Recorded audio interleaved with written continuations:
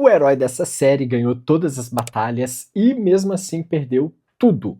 A gente pode prestar atenção nisso e entender lá na série da Netflix, Unidade de Elite, GIGN, eu vou falar dessa forma aqui, tá? Mas o comandante, ele entra num prédio cheio de reféns, desarma uma bomba, salva a própria filha, acaba neutralizando ali 5 terroristas e ainda assim sai de lá destruído. Como?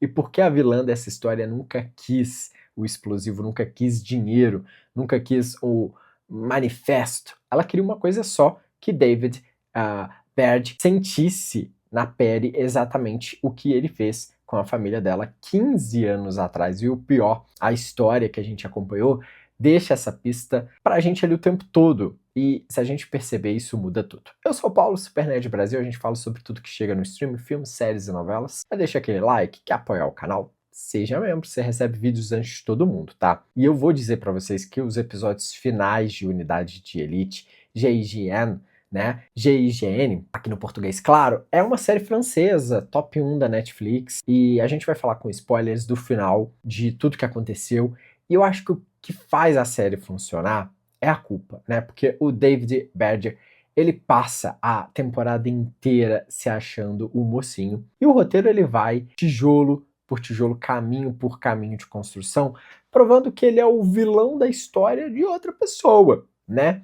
E aí, quando a gente está assistindo o cerco ali do conservatório, achando que é o momento de ação, não é, mas eu acho que assim, é uma vingança, né, que foi montada mesmo com muita eficiência, e isso é o que a gente vai destrinchar nesse caminho a partir de agora. Vamos só situar 3 segundinhos sobre esse caminho. Unidade de Elite começa com o comandante, o David Baird, sendo preso na frente dos próprios homens. Então a corregedoria, a IGGN, quer saber por que ele foi sozinho de madrugada, invadiu uma base militar desativada, prender e executar um suspeito chamado Alexis Maillard. O suspeito da perda do chefe dele, né, o Christophe. E é aqui que começa uma bola de neve de um tamanho que acaba, assim, terminando numa tragédia. E aí, gente, um interrogatório acaba desmontando tudo. E se a gente for reparar nessa parte, é onde, sim, a série mostra o seu caminho, a sua intensidade, né, porque a inspetora da IGGN, ela faz ali a picadinho da versão do comandante, por assim dizer. Ele diz que só foi ali prestar homenagem a um parceiro, né? Só que ela rebate, em 15 anos, David, nunca tinha ido àquele lugar naquela data. E ninguém visita ali um túmulo, né, com uma AK-47, né? E tal, para causar ali o máximo de estrago. Então, tudo isso eram fantasmas, né? Sem registro, sem licença.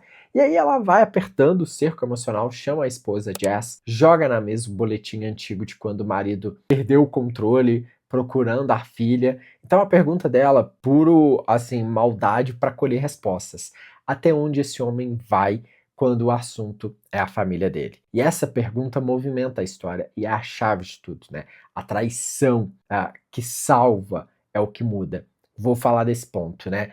E onde racha de vez, porque pressionado, o Major Cedric, que é o irmão ali do comandante, entrega que o novo novato, o Max Ville, pegou algo de uma cena do crime. Então, como o Max Villers não sabe nada, ele mente dizendo que estava em casa, mas estava lá na hora de que tudo aconteceu. E a corregedoria reconstrói tudo.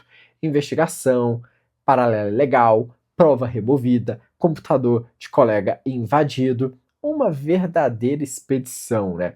E o golpe final disso tudo é potente, né? O cartão de memória da viatura sumiu, mas as câmeras foram atualizadas e mandavam tudo para um servidor remoto. Então existe vídeo. Então, encurralado, o David Baird negocia, confessa tudo, inclusive a premeditação, com 2 condições: que Max Villers fique de fora e que ele durma em casa uma última vez. Só que tem muito mais, porque agora a série vira o jogo. Fora da delegacia, o Max Villers desmorona e contra pra Manon, a filha do comandante, atirou, foi ele mesmo, e que David Baird assumiu tudo sozinho. Mas porque um homem se jogaria na fogueira por alguém que mal olhava para ele? O próprio Max Willers, ele faz essa pergunta na cara dele. E a resposta pro garoto tá lá atrás. Algo que aconteceu 15 anos antes nisso tudo. Antes de continuar nesse ponto, nessa resposta, eu quero saber da opinião de vocês. Não sai desse vídeo, não. Vocês me contem aqui o que vocês tinham percebido,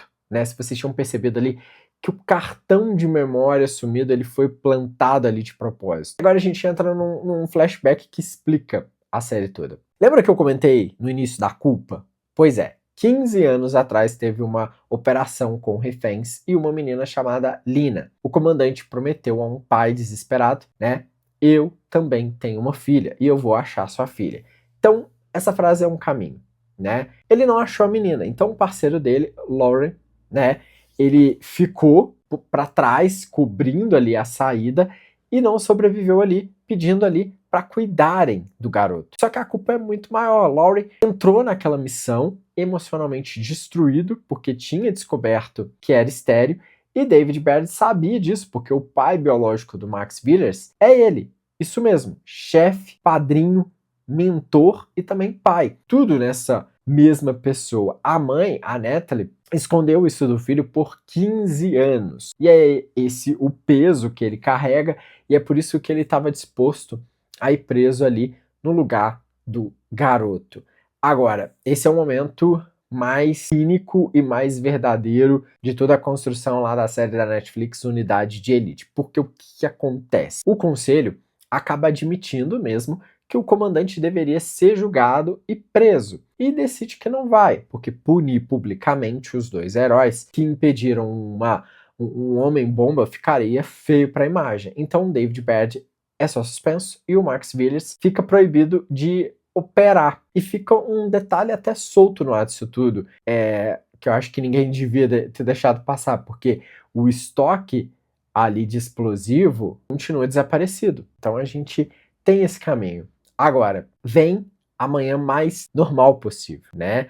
Uma viagem para Singapura. E o conservatório é tomado por homens armados. Manon está entre os reféns. O cerco é assustadoramente muito realista. Entradas com armadilhas. O detalhe que Cedric grita e ninguém escuta. Nenhuma reivindicação. Reféns sem exigência não é sequestro, é cronometrado. Então, o que eu posso dizer para vocês é que os operadores, a Vele e Rafael, avançam para conectar as câmeras e caem numa emboscada de um sniper que veio do prédio do lado.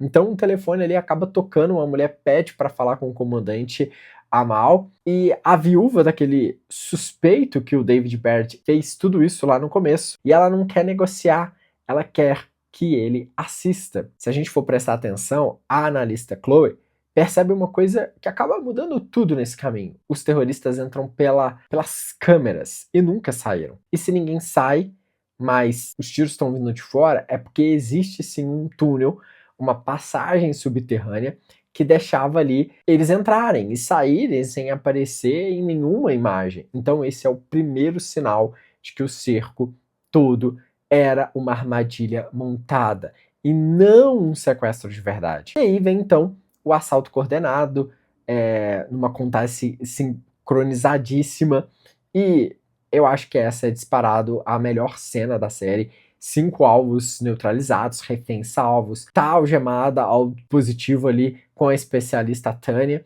tentando desarmar tudo e dizendo, né, acaba fazendo aquilo e dizendo que o comandante vai perder tudo. 5 minutos no relógio. Manon é o refém preso à bomba. Então o pai corta as algemas, carrega a filha para fora e não explode nada, porque nunca ia explodir. Detalhes desse final. Primeiro, a frase "eu também tenho uma filha, eu vou achar sua filha", é dito por David Baird, o Baird no flashback, e foi devolvida palavra por palavra pela vilã na ligação do sequestro. Então não é coincidência, é um caminho inteiro da série, num detalhe de diálogo que muda tudo. Um outro detalhe, o segundo, é que a Mal era atiradora de longo alcance no exército, ou seja, foi ela que eliminou o traficante e ela que atingiu os operadores no cerco. Então aquele cartucho de sniper achado na casa do Max sempre foi pista e nunca foi uma prova. E o terceiro,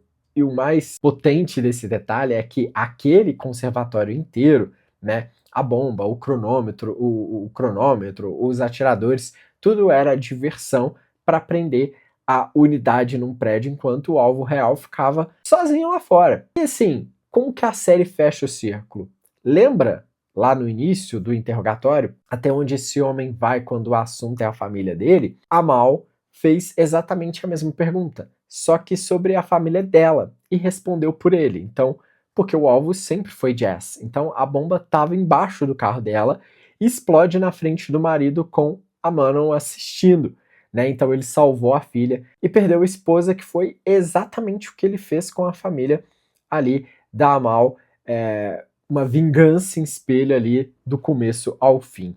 Olha, a série é muito boa naquilo que ela entrega, que é ação, procedimento levado a sério. Então, para quem gosta de um nível absurdo de ação, é muito boa. Ela tem coragem, eu acho, que é terminar com o herói vencendo a guerra e perdendo tudo que importava. O único ponto que me incomodou nesse caminho todo da série é que o roteiro deixa a Manon e o Max Villiers meio que no vácuo. Dá pra sentir que talvez uma segunda temporada vai ter que carregar esse peso todo, e uma continuação devia começar trazendo esses pontos ali, devia começar nesse caminho e fechando esses pontos. Mas quero saber a opinião de vocês, tudo que vocês acharam. Deixe o seu gostei, o seu comentário por aqui.